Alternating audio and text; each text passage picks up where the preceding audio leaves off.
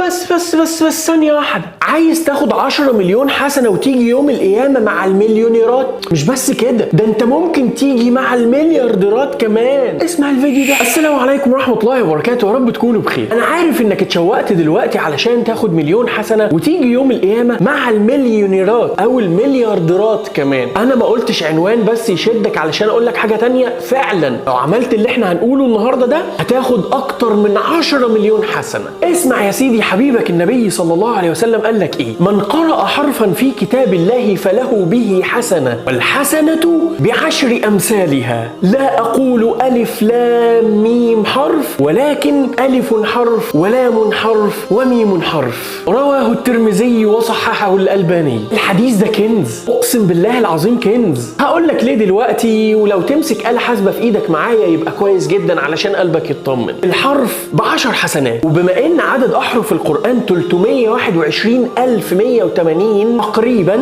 يبقى هنضرب ال 321,180 في 10 هيطلع معانا 3,211,080. يعني يا حبيب قلب اخوك، علشان تاخد اكتر من 3 مليون حسنة تختم القرآن مرة واحدة بس. طب يا أسامة معلش، انت جاي تقول لي 3 مليون وانت في اول الفيديو بتقول لي 10 مليون، هو انت بتحور عليا؟ لا يا سيدي، انا ما بحورش عليك. عايزك تتخيل معايا ان انت شيرت الفيديو دوت او بعته ل10 من صحابك، وال10 شافوه و4 منهم بس عملوا بالكلام ده، ناهيك ان ممكن ال10 يعملوا بالكلام ده، فانت هتاخد نفس اجرهم. فكل واحد فيهم هياخد اكتر من 3 مليون حسنة، ب4 يعني ب12 مليون حسنة، وال3 مليون بتوعك انت كده داخل على 15 مليون حسنة يا حبيب قلب اخوك. ومش شرط تبعت ل10 بس، كل ما تبعت اكتر اجرك بيبقى اكبر. تعالوا يلا بينا نشجع بعض تحت في الكومنتات اننا نعمل العمل ده، وان شاء الله يوم القيامة كده نبقى كلنا صحبة مع اصحاب الملايين باذن الله. انا اسامة البهناسي، بنزل فيديو كل يوم هيفيدك باذن الله، ممكن تدخل تبص بصة. يلا اشوفك بكرة ان شاء الله في فيديو جديد.